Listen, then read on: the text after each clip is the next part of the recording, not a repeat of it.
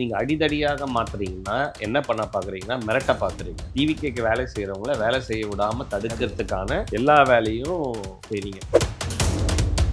திமுகவை பொறுத்த வரைக்கும் இவங்க அமைச்சர்களும் இவங்க நிர்வாகிகள் தான் அவங்களுக்கு எதிரி. இன்னைக்கு நேற்று இல்லை, காலங்காலமா இத்தனை காலங்கள் நீங்க சர்வே எடுக்கிறதுல இல்லாத அந்த ஒரு பயம் இன்னைக்கு இவங்க எடுக்கும் போது ஏன் வருது? இன்னைக்கு இருக்கிறதுக்கு கள நிலவரமும் திமுக சாதகமாக தான் இருக்கு. ஆனா இவங்க இப்படி பண்ண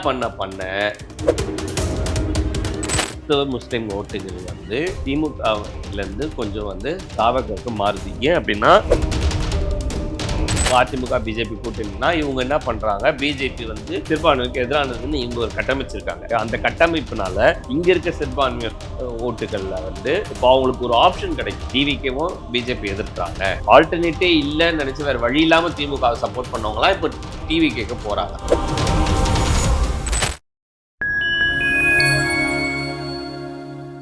நேயர்களுக்கு வணக்கம். இன்றைய சிகே டாக்ஸ் நிகழ்ச்சியில் பல்வேறு அரசியல் நிகழ்வு மற்றும் சமூக நிகழ்வு குறித்து பேசவிருக்கிறோம். வாருங்கள் நிகழ்ச்சிக்குள் செல்லலாம்.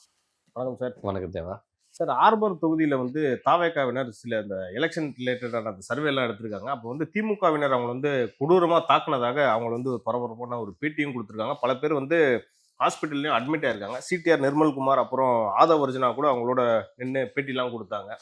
இந்த சம்பவத்துக்கு பின்னாடி அமைச்சர் திரு சேகர் பாபு அவர்கள் தான் இருக்கிறதா அவங்க வந்து பகிரங்கமா குற்றச்சாட்டு வச்சிருக்காங்க. நீங்களும் பார்த்துருப்பீங்க. உங்களுடைய பார்வையில் அவங்க இண்டிவிஜுவலா இப்போ போய் அந்த சர்வே எடுக்கிறது வந்து சரி தவறுன்ற விஷயத்துக்குள்ள வரும். அப்ரூவல் வாங்குறது, பர்மிஷன் வாங்கி பண்ணணுன்றதெல்லாம் வந்து இரண்டாம் பட்சத்தம். பட் அந்த சரி தவறே செய்கிறாங்கன்னு தவறுன்னா நீங்கள் என்ன பண்ணணும், ஒரு காவல்துறைக்கூட கம்ப்ளைண்ட் கொடுக்கலாம். அந்த கம்ப்ளைண்ட் அவங்க விசாரிப்பாங்க. இனிமேல் இப்படி பண்ணாதீங்கன்னு ஒரு லெட்டர் எழுதி, இவ்வளோதான் இந்த ப்ரொசீஜர். இதை நீங்கள் அடிதடியாக மாற்றுறீங்கன்னா என்ன பண்ண பார்க்குறீங்கன்னா மிரட்ட பார்க்குறீங்க. உங்களுக்கு வேலை செய்கிற அதாவது டிவிகேக்கு வேலை செய்கிறவங்கள வேலை செய்ய விடாமல் தடுக்கிறதுக்கான எல்லா வேலையும் செய்றீங்க. மிரட்டுறது. இப்போ அது கூட பார்த்தீங்கன்னா இது எனக்கு தெரிஞ்சு 234 தொகுதியிலும் இது நடக்குது. இந்த மாதிரி நடக்கிறது நீங்கள் சோஷியல் மீடியாவில் பார்த்தீங்கன்னா நிறைய பேர் எடுத்து போடுறதெல்லாம் நடந்துட்டு தான் இருக்குது.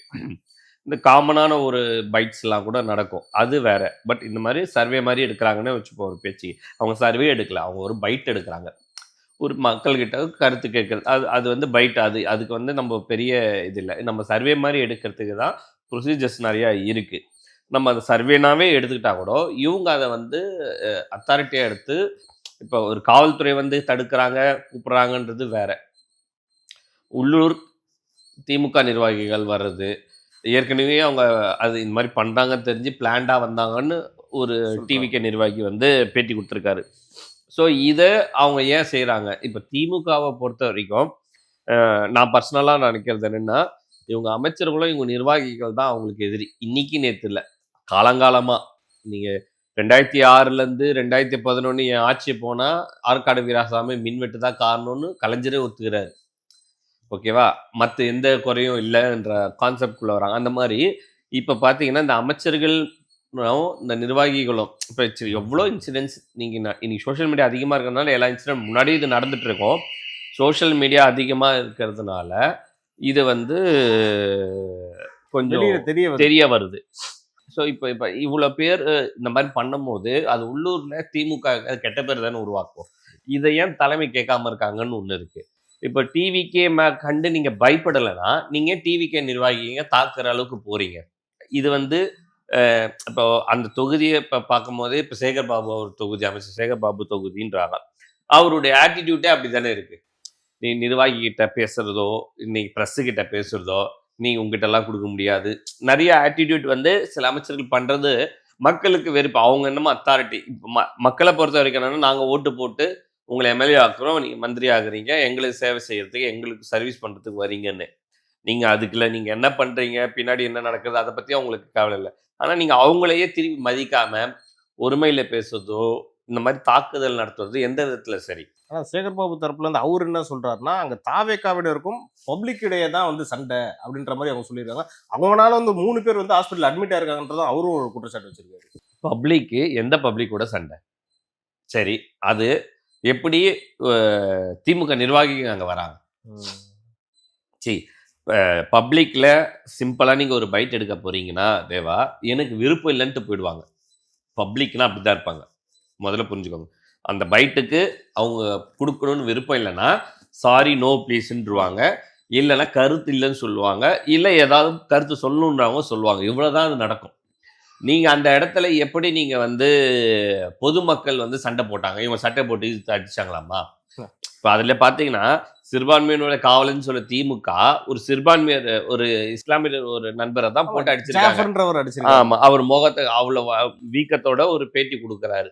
இது எதுக்கு? சார் ஆர்வத் தொகுதியிலே பார்த்தீங்கன்னா, அங்க முஸ்லிம்ஸோட அதிகம். அதிக ஓட்டு இருக்கு. சரி, நீங்க அப்போ உங்களுக்கு தான நீங்க தான அவங்க பாதுகாவலர். அவங்க உங்களுக்கு தான ஓட்டு போடணும். நீங்க எதுக்கு பதர்றீங்க? நீங்க ஏன் பயப்படுறீங்க?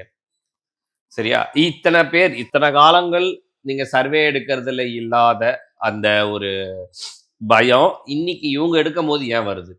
ம். ஸோ அவங்க ஒரு நீங்க ஒரு ஸ்ட்ராட்டஜி மூவ் பண்றீங்கப்பா. நீங்க வந்து மக்களுக்கு அத செய்றேன், இது செய்றேன்னு சொல்றீங்க. மேடை மேடையா போட்டு பேசுறீங்க. மாநாடு மாநாடா நடத்துறீங்க. உங்க ஸ்டைல் ஒண்ணு பண்றீங்க. அவங்க ஸ்டைல்ல மக்கள் கருத்து கேட்கறதுன்றத பார்க்குறேன். இப்ப இது கேட்கறதுனால தான் டிவிக்கு தலைவர் விஜய் வந்து ஒவ்வொரு வீட்ல எங்க ஆளுங்க இருக்காங்க அப்படின்ற ஒரு விஷயத்த பேசுறாங்க. அதுக்கப்புறம் இது நடக்கும்போது தான் இது வந்து அ இந்த மாரி பிரச்சனை உருவாகுது. இதுக்கு முன்னாடி அங்க பண்ணிட்டு இருக்கும்போது இவங்களுக்கு அது பெருசா தெரியாம இருந்தது. அப்ப சிறுபான்மையினர் ஓட்டு நல்ல ஒரு பக்கம் நல்லாவே தாவேக்காவினர் வாங்குறாங்கன்னு நினைக்கிறீங்களா? கண்டிப்பா வருதுன்னு தான் நான் சொல்றேன். கிறிஸ்தவ, முஸ்லிம் ஓட்டுகள் வந்து திமுகலருந்து கொஞ்சம் வந்து தாவேக்கா. தாவகாக்கு மாறுது. ஏன் அப்படின்னா, இவங்களுக்கு ஆப்ஷன்ஸே இல்லாம இருந்தது. அதனால திமுகவை மட்டுமே நம்பி இருந்தாங்க. இப்ப இந்த பக்கம் அதிமுக, பிஜேபி கூட்டணினா, இவங்க என்ன பண்றாங்க, பிஜேபி வந்து சிறுபான்மைக்கு எதிரானதுன்னு இவங்க ஒரு கட்டமைச்சிருக்காங்க.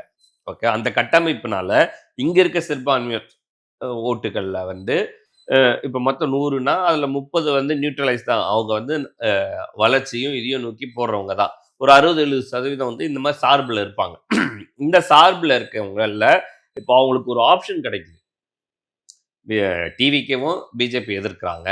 ஸோ இவர் ஸ்ட்ராங்கா இவரையும் நம்ம சப்போர்ட் பண்ண வேண்டிய கண்டிஷன் இருக்கும்போது, ஆல்டர்னேட்டே இல்லன்னு நெனச்சு வேற வழி இல்லாம திமுகவை சப்போர்ட் பண்ணவங்கலாம் இப்போ டிவிகேக்கு போறாங்க.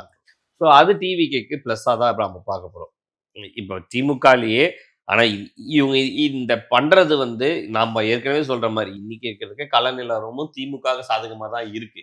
ஆனா, இவங்க இப்படி பண்ண இது அவங்களுக்கு பாதகத்துல தான் போய் முடியும்ன்றது தான் எனக்கு எனக்கு தெரிஞ்சது. பிரச்சனை.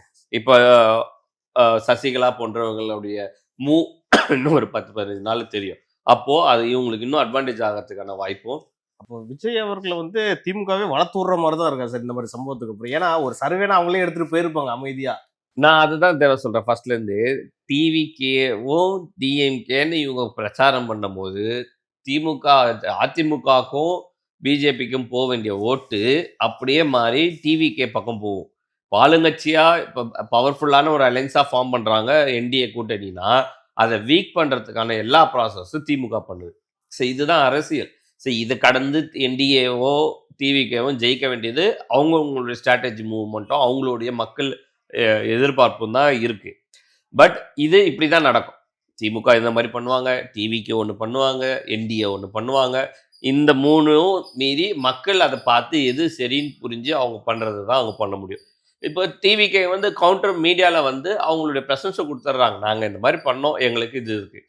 சரி, அது அது நான் நன்றேன், அது தப்பானா கூட நீங்க வந்து ஸ்டேஷன்ல கம்ப்ளைண்ட் கொடுக்கறதோ, தேர்தல் ஆணையத்தில் கம்ப்ளைண்ட் கொடுக்கறதோ தான் பண்ணணும். ஆனா ஆஸ் பர் லா தேர்தல் அறிவிப்புக்கு முன்னாடி வரைக்கும் நீங்க இந்த மாதிரி கருத்து கேட்கறத தடை கிடையாது. தேர்தல் ஆரம்பிச்சு தேர்தல் தேதி முடிகிற அந்த ஓட்டிங் இது வரைக்கும் முடிஞ்ச கவுண்டிங்க்கு ஒரு நாள் முன்னாடி எல்லாரும் ரிலீஸ் பண்ணுவாங்க. ஆமா.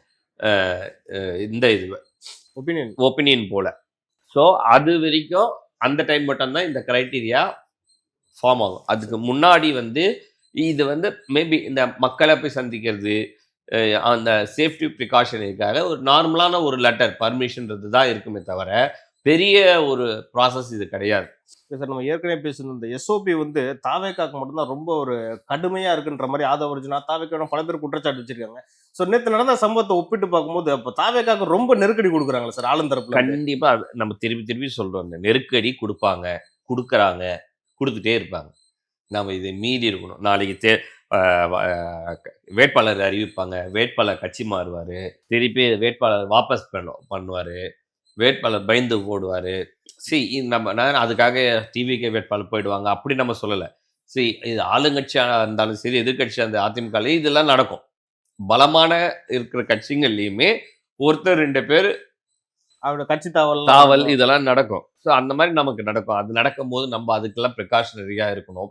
இதுதான் இந்த சீனியர் செங்கோட்டையன் போன்ற சீனியர் இருக்கும்போது இதுக்கெல்லாம் ப்ரிகாஷனரி ஒர்க் அவங்க பண்ணிடுவாங்க. ஓகேவா? அதே மாதிரி இப்போ உடனே இது ஆதவ அர்ஜுனாவும் சிடி நிர்மல்குமார் அவர் போய் பார்க்கறது வந்து ஒரு அந்த கட்சி நிர்வாகிகளுக்கு ஒரு பெரிய பலம். ஏன்னா நாங்கள் எங்களுக்கு ஒரு ஆபத்துனா எங்க தலைமை வந்து எங்களுக்கு நிக்குது, எங்க பின்னாடி சப்போர்ட் பண்றாங்க. விஜய் அவர்களே அறிக்கை விட்டு கண்டனம் தெரிவிச்சிட்டாரு. விஜய் வரைக்குமே உடனே ரியாக்ட் ஆகுறதே பெரிய விஷயமா தான் நான் பாக்குறேன். தான் கேட்க வரேன். இந்த சம்பவத்துல வந்து இது ஒரு துரதிருஷ்டமான சம்பவம்னு வச்சுக்கோங்க சார். ஆனா தாவேக்கு அதுல அரசியல் பண்ணது சரியா பண்ணிருக்காங்களா? கரெக்டா தான் இருக்கு. அவங்க பண்றது வந்து சரியா தான் இருக்கு. டிவிகேல வந்து இப்ப வரைக்கும் அவங்க எந்த இடத்துலயுமே நெகட்டிவா இல்ல. நம்ம சொல்றது வந்து உட்குள்ள இப்ப இந்த சீனியாரிட்டி, இந்த பிரஸ்ஸுக்கு முன்னாடி வர்றது, இந்த மாதிரியான சில சின்ன சின்ன இது குறைபாடுகள் கூட சொல்ல முடியாது. இது வந்து மக்களுடைய ஆதரவு இருந்த இதுவுமே பெரிய குறையா பார்க்கப்படாது. ஸோ இதை மீறியும் அவங்க இப்போ பண்ற எல்லா டைரக்ஷனுமே, எல்லா கேம்பெயினும், எல்லா விஷயமே ரொம்ப தெளிவா, ரொம்ப ஆர்கனைஸ்டா. ஏன்னா அவங்க மேலதான் இப்போ லைட்ஸ் இருக்கு. இப்ப லைட் அவங்க மேல இருக்கும் போது எல்லாரும் அவங்களதான் பாக்குறாங்கன்னும் போது அவங்க ரொம்ப கான்சியஸா பண்றதா தான் நான் பாக்குறேன். இது வந்து அனுதாபாலையும் ஏற்படுத்திருக்குமா சார் மக்கள் மத்தியில்? அனுதாபாலையும் இருக்கும். நான் ரொம்ப இந்த இடத்துல கரெக்டா நான் பதிவு பண்ணணும்னு நினைக்கிற ஒரு விஷயம்னா, இளைஞர்கள் அப்புறம் இந்த விசில் உத்யான் என்னமோ கமெண்ட் கொடுக்குறாங்க சார் இந்த எதிர்கட்சியில. ஆனா பொறுப்பானவங்கன்றது நிரூபிக்கிறாங்க டிவிகேல இருக்க இளைஞர்கள். அதை நான் எல்லா இடத்துலையுமே பார்க்குறேன். எந்த இடத்துலையுமே அந்த ஒரு நெகட்டிவிட்டியே அவங்க மேலே இல்லை. அவங்க நான் திருப்பி சொல்கிறேன், அந்த வாரியர்ஸ் போன்றவர்களெல்லாம் அவங்களுடைய கருத்தை கேட்கும் போது நம்மலாம் கூட இதை யோசிக்கலடா. நம்ம ஒரு 20 வருஷம் 25 வருஷமா இந்த அரசியலையும் இதையும் நம்ம பார்த்துட்டு இருக்கோம். நமக்கு தெரியாத சில விஷயங்கள், நமக்கு புரியாத சில விஷயங்கள் கூட அவங்க டிஸ்கஷன் பண்ணுறாங்க. அது ரொம்ப நல்லா இருக்கு. ஸோ இளைஞர்களையும் டிவிகேவினரும் ரொம்ப லேசாக இடம் போடாதீங்கன்றது நான் முதல்ல இருந்தே சொல்கிறேன். இந்த இப்போ அண்ணன் மணி அவர்கள் சொன்னது கூட என் வீட்லேயே கூட இப்படி ஒரு இது இருக்குன்றதை நான் பார்க்காம விட்டுட்டேன்ற ரேஞ்சு எல்லா வீட்லேயுமே இருக்குன்னு நான் சொல்கிறேன். திமுக நிர்வாகிகள் உங்க வீட்டில் ஒருத்தன் கண்டிப்பாக டிவிகேக்கு இருப்பான். நீங்க அவசரமா போட்டு நீங்க யாராவது அடிக்க போனா அது உங்களுக்கே பாதிப்பா தான் போய் முடியும். எல்லா வீட்லயுமே ஸ்லீப்பர் செல்லுன்னு ஒருத்தவங்க இருப்பாங்க. அதனால நீங்க உஷாரா இருங்க. நீங்க இந்த மாதிரி செய்யறதை தவிர்த்துட்டு தேர்தல் காலத்தை மக்கள்ல போங்க. நீங்க நல்லது செஞ்சீங்க, நான் செய்யறேன்னு சொல்லுங்க. அதுக்கு ஓட்டு மக்கள் போட்டாங்கன்னா நீங்க ஜெயிச்சு ஆட்சி அமைங்க. அவங்களுக்கு போட்டா அவங்க ஆட்சி அமைக்கட்டும். யாருக்கு போறாங்களோ இருக்கட்டும். இதை நீங்க வந்து வன்முறையா கையாளாம பார்க்கணுன்றதான் நம்மளுடைய இது. சார், நடப்பு அரசியல் மற்றும் சமூக நிகழ்வு குறித்து இன்னைக்கு பேசணும் சார். இது குறித்து அடுத்தடுத்த நிகழ்ச்சிகள் இன்னும் நம்ம டீட்டெயிலாக பேசலாம். நன்றி.